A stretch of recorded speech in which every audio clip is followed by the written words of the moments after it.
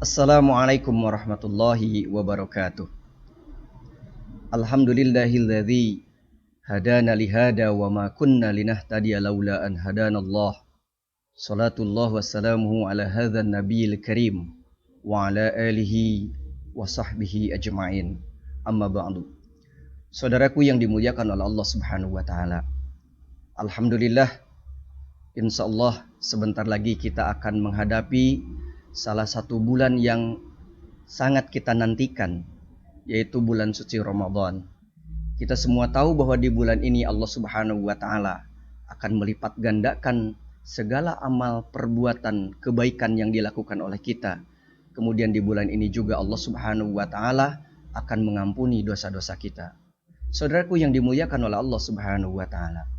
Di dalam kitab Durus Ramadan Waqafat lis-Shaimin, Syekh Salman bin Fahad Al-Audah, beliau menyatakan di dalam kitab ini bahwa an-nasu fi istiqbalihim li Ramadan ala sinfain, bahwa manusia itu ketika menghadapi bulan Ramadan maka terbagi menjadi dua kelompok.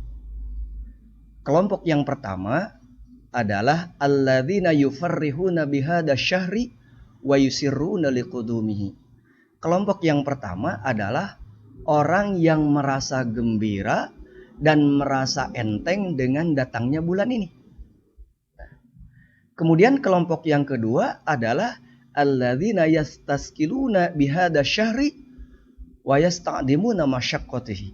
Kelompok yang kedua adalah orang yang merasa berat dengan datangnya bulan ini. Ya. Kemudian merasa berat juga untuk mengembannya. Saudaraku yang dimuliakan oleh Allah Subhanahu wa taala.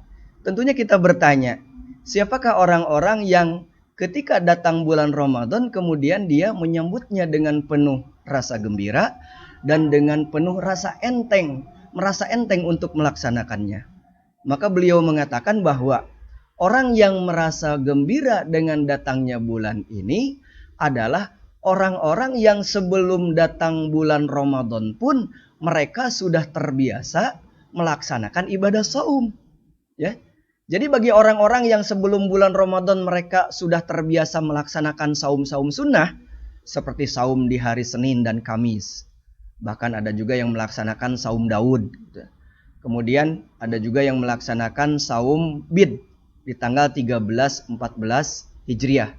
Kemudian melaksanakan saum Asyura di bulan Muharram.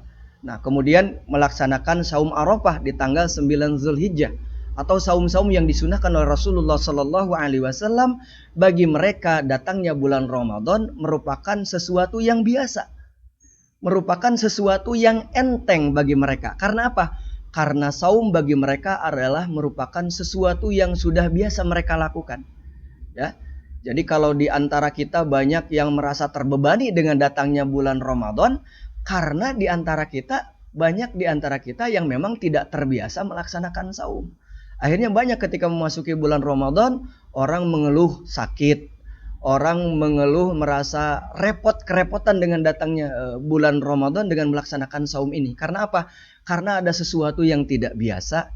Yang biasanya di siang hari kita senantiasa melaksanakan aktivitas, kemudian melakukan makan dan minum dan sebagainya. Nah, ini di bulan Ramadan kemudian segala sesuatu itu dilarang oleh Allah Subhanahu wa taala. Dilarang makan dan minum dari sesuatu yang menjadi milik kita. Nah, saudaraku yang dimuliakan oleh Allah Subhanahu wa taala, orang yang merasa gembira dan merasa enteng dengan datangnya bulan ini karena mereka merupakan ahli taat. Mereka merupakan ahli-ahli ibadah. Jadi bagi orang-orang yang ahli ibadah, mereka sudah merasakan bagaimana nikmatnya melakukan ketaatan kepada Allah Subhanahu wa taala. Makanya Ramadan disambut dengan penuh gembira dan dengan rasa enteng. Saudaraku yang dimuliakan Allah Subhanahu wa taala, kemudian kelompok yang kedua adalah orang yang merasa berat, merasa terbebani dengan datangnya bulan ini. Siapakah mereka itu? Ini kelompok ini adalah orang-orang yang memang mereka sudah terbiasa mengumbar nafsu. Bagi orang-orang yang tawasi fil madzati wasyahwat, mereka sudah terbiasa melaksanakan mengumbar nafsu, mengumbar nafsu dalam arti nafsu birahi atau nafsu kepada apapun yang mereka inginkan, nafsu makanan, nafsu minuman. Mereka sudah tidak berpikir lagi bahwa ini adalah halal dan haram. Bagi mereka datangnya bulan Ramadan merupakan sesuatu yang menyiksa bagi mereka, sesuatu yang memberatkan, sesuatu yang membebani.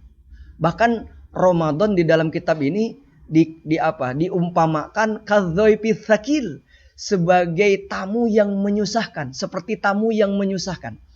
Kalau kita pernah kedatangan tamu, kemudian tamu itu banyak permintaan.